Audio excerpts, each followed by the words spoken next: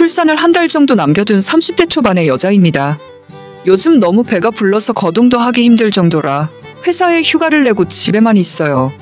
하루 종일 집에서만 시간을 보내다 보니 너무 심심해서 다른 분들의 사연을 들으며 세상에 정말 여러 가지 일들이 일어나는구나 싶더라고요. 그런데 그 말도 안 되는 일이 저한테도 일어날 줄은 꿈에도 몰랐습니다. 한 달 전만 해도 제가 직접 사연을 보내게 될 거라고는 생각 못했었는데 지금은 컴퓨터 앞에도 앉기 힘들어서 침대에 기대 누워 노트북으로 글을 쓰고 있네요. 저는 남편과 3년 전에 결혼했고 시댁 식구라고는 혼자 사시는 시어머니 뿐입니다.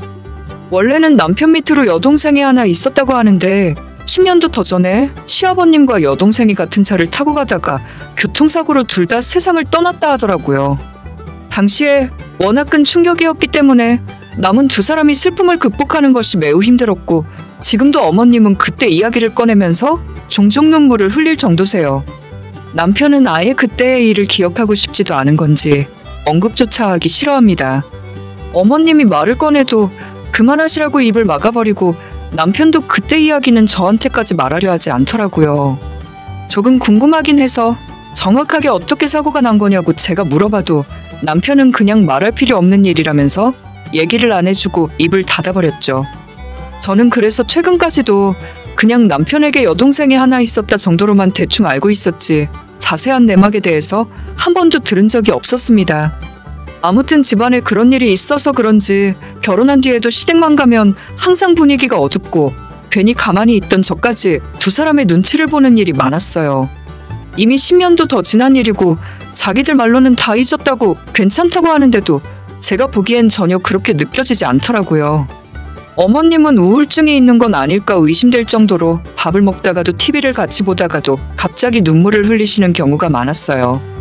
남편 말로는 같이 살 때는 저렇게까지 심하진 않았다는데 저희가 결혼한 뒤로 어머님이 혼자 살게 되면서 이전보다 우울한 생각을 더 많이 해서 그런 게 아닐까 싶었습니다.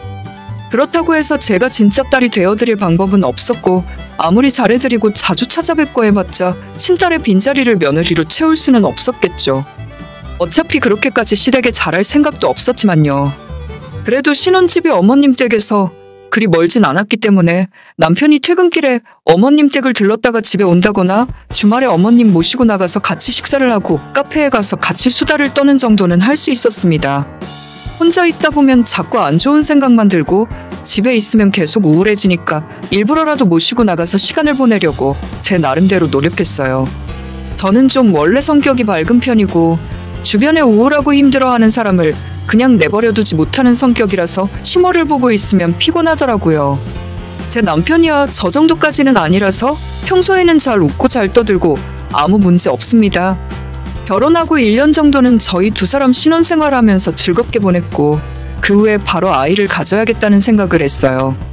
어머님께서 남편이랑 떨어져 살게 되시니까 너무 힘들어하시고 우울해하시길래 원래 예정보다 조금 빨리 아이를 가져서 손자 손녀 재롱 떠는 모습이라도 좀 보시면 집안 분위기도 좋아지고 어머님한테도 그게 나을 것 같더라고요. 어차피 서로 집도 가깝고 어머님은 일을 안 하시고 하루 종일 집에 있으니 아이 낳고 나서 어머님께 애를 맡기면 제가 회사로 금방 복직할 수도 있겠다 싶었습니다.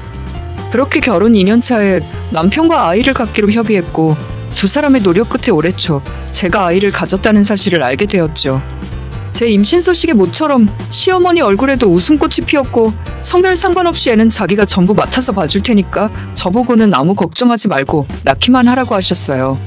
남편이랑 주말에 어머님 만나서 외식을 하며 말씀드렸는데 정말 너무 좋아하시는 모습에 제 기분까지 덩달아 좋아질 정도였죠. 그날 마지막에 어머님을 댁까지 모셔다 드렸고 차에서 내리시며 한 말씀 하시더라고요. 나는 진짜 아들이건 딸이건 아무 상관없어. 요즘 세상에 그런 것 따지는 시어머니가 어디 있니? 근데 굳이 하나 고르라고 하면 나는 딸이 더 좋을 것 같다. 그때는 그냥 아들 부담 갖지 말고 마음 편하게 먹으라 그런 말씀을 하신 줄 알았는데 그 말에 진짜 숨겨진 속뜻을 한참이 지나서야 알게 되었습니다. 처음 아이를 갖게 되었다는 걸 알게 된 이후 어머님께서 정말 잘해주셨어요. 저와 뱃속의 아이에게 좋은 영양제나 음식들을 자주 집으로 가져다 주셨고 인터넷에서 태교 정보 같은 걸 모아서 저한테 보내주시기도 하셨죠. 때로는 어머님의 지나친 관심이 부담스러울 때도 있었지만 손주가 얼마나 반가웠으면 저러실까 싶어서 다 이해하고 넘어가기로 했어요. 그러다가 병원에서 저한테 뱃속 아이는 딸이라는 암시를 해주셨고 저도 바로 어머님 댁으로 달려가서 조심스레 손자가 아닌 손녀딸이라고 말씀을 드렸죠. 그런데 그 반응이 일반적인 시어머니 반응이랑 너무 달라서 좀 이상함을 느꼈어요. 딸이라고 말씀드리자마자 어머님께서 털썩 바닥에 주저앉으시더니 눈물을 뚝뚝 흘릴 정도로 기뻐하시면서 감사합니다. 하느님 감사합니다. 하고 알 수 없는 감사의 인사를 어딘가에 하시더라고요. 저희 시어머니 교회도 안 다니시고 종교도 아무것도 안 믿으시는데 그때는 뭐가 그리도 고마우셨던 건지 제가 우리 어머님이 남들과는 다르게 좀 이상하다는 생각을 하게 된 것도 그때부터였죠. 보통 첫 손주를 아들을 가졌다고 하면 더 좋아하시지 않나요? 아들이고 딸이고 그걸 떠나서 어머님이 그 정도로 감동받고 좋아하실 이유가 뭔가 싶었어요. 특히 딸이라고 했을 때 너무 좋아하시니까 저로서는 혹시나 어머님이 먼저 세상 떠난 신호를 생각하며 그런 반응을 보이시는 건가 의심할 수밖에 없었죠. 집에 돌아와서도 계속 혼자서 기분이 찝찝했었고 결국 집에 돌아온 남편에게 어머님이 좀 이상하다는 식으로 이야기를 했습니다. 여보, 아까 어머님한테 우리 애가 딸이라고 말씀드렸는데 어머님 반응이 좀 이상한 것 같아. 아무리 딸이 좋으셔도 그렇지 이게 눈물까지 흘리면서 기뻐할 일은 아니지 않아? 남편은 그때까지만 해도 제가 하는 이야기를 대수롭지 않게 생각했습니다. 그냥 자기 엄마가 손녀딸이 생겨서 좋아서 그럴 수도 있지 제가 너무 민감하게 반응하는 것 같다 하더라고요. 혹시 어머님께서 내 뱃속의 아이랑 신호를 겹쳐서 보는 것이 아닐까 하는 제 질문에도 세상에 그런 경우가 어디 있냐고 엄마를 정신 이상한 사람 취급하지 말라면서 기분 나빠했습니다. 남편이 그런 반응이니 저도 더 이상 뭐라 말하기는 어려웠고 정말 내가 예민하게 생각하는 건가? 시모는 그저 손녀딸이 생겨서 너무 기뻐한 것뿐인데 내가 너무 이상하게 넘겨짚어서 생각하는 걸까 싶어서 더는 안 좋은 쪽으로 마음먹지 않기로 했죠. 실제로 저희 어머님은 제 뱃속에 있는 아이에게 더할 나위 없이 신경을 많이 써주셨습니다. 제가 한약을 먹지 못한다는 걸 알면서도 뱃속 태아에게 좋은 한약이라면서 비싼 돈 주고 약까지 지어서 가져오셨어요. 들어본 적도 없던 별의별 아기용품에 태어나지도 않은 저희 딸을 위해 예쁜 신발이며 옷이며 하루가 멀다 하고 사다 주시더라고요. 방 하나가 뜯지도 않은 아이 물건으로 꽉 차버릴 정도였습니다. 아무리 손녀딸을 기대해도 이 정도까지 신경을 쓰실 일인가 싶었지만 제가 결혼한 뒤로 이렇게 어머님이 즐거워하고 행복해하는 모습을 본 적 없어서 그냥 주시는 대로 아무런 토달지 않고 감사하다 하고 다 받았어요.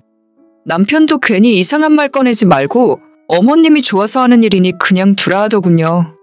그러는 사이에 시간이 흘러서 저도 출산 예정일을 받아놓고 이제는 배가 너무 불러와서 휴가를 내고 쉬는 중이에요.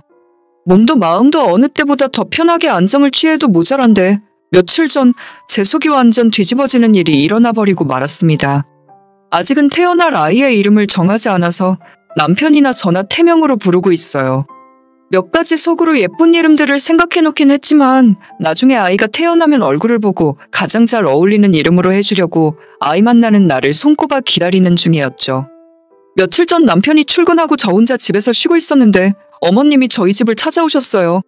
최근 들어 거의 매일같이 집에 찾아오시기 때문에 별로 이상한 일도 아니었고 어머님이 오셔서 놀랍지도 않았습니다. 어머님께서 커피 한 잔 타서 드시고 저한테는 커피 대신 유자차를 한 잔 타서 주시더라고요. 아이 얼굴 빨리 보고 싶다는 평소와 같은 대화를 나누고 있었는데 갑자기 어머님께서 아이 이름은 미리 생각해둔 것이 있냐고 물으시는 겁니다. 혹시 너희들 딸아이 이름은 뭐로 하기로 했니? 사돈 어른들 생각은 어떠신지 한번 물어봤어? 저희 친정부모님들께서는 아이 이름에 대해 전적으로 너희들이 알아서 지으라 하셨고 어떤 의견을 내실 생각도 없으셨어요. 저는 당연히 남편이랑 제가 상의해서 이름을 지을 생각이었기 때문에 양쪽 부모님들의 의견을 물어볼 생각도 못했습니다. 저희 친정부모님들은 그냥 남편이랑 제가 좋은 이름으로 결정하라고 하셨어요. 지금 저희가 몇 가지 생각한 건 있는데 나중에 아이 태어나면 얼굴 보고 정하려고요. 여기까지 이야기했는데 시어머니가 안절부절 못하면서 무슨 할 말이 있는데 못하고 있는 사람처럼 괜히 불안해 보이더라고요. 속으로 대체 무슨 말씀을 하시려고 저러는 걸까 생각하다가 제 머릿속에 스쳐가는 생각이 하나 있었는데 설마 그건 아닐 거라고 애써 생각하지 않으려고 했어요. 하지만 한참 뒤에 어머님이 하시는 말은 그 설마가 사람을 잡더라고요. 네 딸 이름 내가 좀 생각을 해봤는데 괜히 이상하게 듣지는 말고 영은이라는 이름은 어떠니? 거기까지 듣는데 제 속에서 뭔가 철렁하고 내려앉는 느낌이 들었습니다. 지금까지 시모가 너무 오버한다 생각하고는 있었지만 남편이 한 말도 있고 애써 그게 아닐 거라고 부정하며 살았어요. 하지만 어머님의 저 한마디 때문에 모든 어머님의 관심과 애정이 전부 뱃속에 있는 제 아이가 아닌 먼저 세상을 떠난 신호에게로 향한 것이었죠. 그 이유가 저희 신호 이름이 은영이었거든요. 아예 대놓고 이름을 똑같이 짓자는 말은 못할 것 같으니 겨우 생각해서 하신다는 말씀이 이름 두 글자 앞뒤 바꿔서 영은이로 하자고요? 아직 뱃속에서 태어나지도 않은 애한테 대체 이게 무슨 짓이란 말입니까? 남편은 처음부터 그럴 일 없을 거라고 제가 너무 넘겨짚는 거라고 말해왔지만 결국엔 제 생각이 다 맞았던 겁니다. 머리가 아찔해지고 순간 어머님에게 뭐라고 말해야 좋을지 모르겠더라고요. 일단 이름 문제는 나중에 다시 이야기 나누자 하고 어머님을 집에서 내보냈습니다. 저녁에 퇴근하고 돌아온 남편에게 어머님이 오늘 오셔서 아이 이름을 영은이로 짓자 하셨다고 이야기했어요. 제 말에 남편 얼굴도 순식간에 사색으로 변해버리더군요. 남편도 그동안 설마 했었겠죠. 자기 엄마가 단순하게 손녀딸 생겨서 좋아하시는 거라고 애써 믿고 있었거든요. 영은이라는 이름에 남편이 큰 충격에 빠졌고 어머님이야 손녀에게 자기 딸 이름 지어놓고 어떨지 모르겠지만 남편 입장에서는 여동생 이름이잖아요. 남의 집안을 개판으로 만들어놓고 무슨 천벌을 받으시려고 이러시는지 모르겠더라고요. 얼굴이 새빨개진 남편이 방으로 들어가서 시어머니에게 전화를 걸었고 한참 동안 둘이 전화로 다투는 소리가 들렸어요. 거의 30분 동안 이어진 전화통화를 끝내고 남편은 저한테 와서 미안하다 사과를 하더라고요. 엄마가 그런 생각을 하고 있는 줄은 몰랐답니다. 남편의 사과를 받고 나서도 솔직히 마음은 많이 심란했고 저희 집안 방 하나에 어머님이 그동안 선물해주신 아이 물건들이 잔뜩 쌓여 있었는데 그걸 보면서도 평소와는 다르게 머리가 너무 복잡해졌습니다. 분명히 어머님은 제 딸을 위한 선물이 아니라 먼저 간 신호가 한이 되어서 신호에게 못해준 선물들을 대신하며 그 안을 풀고 계셨다고 밖엔 생각이 안 들더라고요. 친정엄마한테 전화를 걸어서 시모가 나한테 이런 소리를 했는데 어떻게 생각하느냐고 물어봤더니 당연히 저희 부모님들도 조금 소름 끼친다면서 시모를 당분간 멀리 하라셨어요. 이 일을 어떻게 받아들여야 하나 고민을 많이 했지만 절대 아이 이름만큼은 그렇게 못 짓겠더라고요. 다음날 어머님에게 직접 전화드려서 제 딸은 저희가 알아서 이름 짓겠다고 거절의 의사를 분명히 말씀드렸더니 그때부터 저한테 화를 내고 펑펑 울기까지 하시더라고요. 네 시어머니 부탁 하나 못 들어주냐? 내가 언제 네 딸을 달라고 하기랬냐? 이름만 내가 짓자고 하는데 대체 그게 뭐가 그렇게 문제야? 어머님이 그렇게 화내고 소리 지르는 건 결혼하고 처음 봤고 평소와 전혀 다른 모습 때문에 소름이 돋을 지경이었습니다. 마치 제가 딸을 뺏어가기라도 하는 것처럼 악에 받쳐서 소리를 지르셨어요. 제가 지금 만삭인 상황에 절대 안정을 취해야 하는 상황에서 어머님이랑 소리 지르고 싸울 힘도 없더라고요. 제발 그만하시라고 말씀드리고 전화를 끊었고 나중에는 저희 집까지 찾아오셔서 문 열라고 현관문을 두드리셨죠. 혹시 어머님이 찾아올지 몰라서 현관 비밀번호를 바꿔뒀었는데 그게 아니었다면 꼼짝없이 제 집에서 봉변을 당할 뻔했습니다.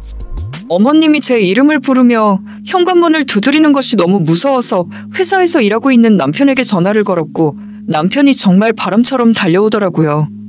현관문 밖에서 두 모자가 서로 소리를 지르며 싸우기 시작했는데 저는 혹시라도 그 싸움에 휘말렸다가 아이한테 위험한 일이라도 생길까봐 방문 꼭 닫고 덜덜 떨고 있었어요. 어머님은 결국 저희 집에 들어오지도 못한 채 남편과 말다툼을 하다가 돌아가 버리셨고 저는 더 이상 이 집에 있는 것도 불안해서 안 되겠더라고요. 또다시 남편 출근하고 집에 저만 있으면 문 열어달라고 찾아오실 것 같았습니다. 남편에게 저 방에 있는 어머님 선물들은 전부 다시 시댁에 가져다 드리라 하고 저는 그날 밤에 짐을 챙겨 들고 친정으로 건너왔어요. 아이 낳기로 한 병원이 저희 집 근처라서 친정은 조금 멀긴 했지만 시어머니가 언제 찾아올지 모른다는 불안감이 사라지니 마음이 좀 편해지더라고요. 그렇게 저는 지금 친정에 와 있는 중이고 결혼 전 제가 쓰던 제 방에서 사연을 쓰고 있습니다. 어머님 전화 받는 것도 싫어서 번호도 다 차단해버린 상태고 남편을 통해서 돌아가는 상황에 대해서만 전달받고 있어요. 애초에 계획은 제가 출산휴가를 1년만 쓰고 시어머니에게 아이를 맡긴 뒤 빠르게 회사로 복직하겠다는 생각이었는데 이젠 마음이 바뀌었습니다. 몰랐다면 모를까 그 마음이 어떤지 이제 아는데 시어머니한테 아이를 도저히 맡길 수가 없겠더라고요. 출산휴가 2년을 꽉 채워서 쓰고 2년 뒤에 저희 친정집 근처로 이사 올 거예요. 제가 차라리 친정엄마 도움을 받고 말지 시모에게는 도저히 안 되겠습니다. 지금도 제가 연락 안 받으니 자꾸 남편에게 전화 걸어서 둘이 싸우고 있는 것 같아요. 그러면 그럴수록 점점 더 정이 떨어지고 시모가 무서워지는데 왜 그걸 모르시는 걸까요? 완전 안 보고 살 수는 없겠지만 절대 아이와 저희 시모를 단둘이 두는 일은 앞으로도 없을 겁니다. 이제 정말 예정일이 얼마 안 남았는데 하마터면 제 딸이 아니라 신호를 키우면서 살 뻔했네요. 어머님도 제발 정신 좀 차리시고 이제 그만하셨으면 좋겠어요. 오늘의 제 이야기는 여기까지입니다. 끝까지 들어주셔서 정말 감사드려요. 다들 행복하시고 좋은 하루 되세요.